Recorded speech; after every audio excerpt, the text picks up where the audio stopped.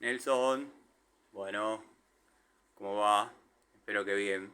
Tu mamá está preocupada por el tema de la tormenta, pero todo bien por acá. Bueno, terminado en tiempo y forma, en concreto, con cerecita. 6 llaves le hice para mantener las hiladas. Acá te lo llené todo como corresponde. No rompí más para que no se termine de aflojar el marco. Considero que hasta ahí está bien.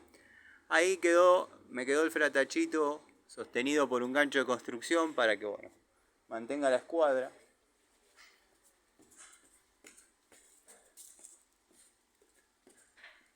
Y acá ya te quedó todo revocado y funcionando.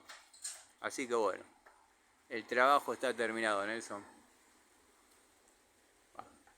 Tiempo y forma.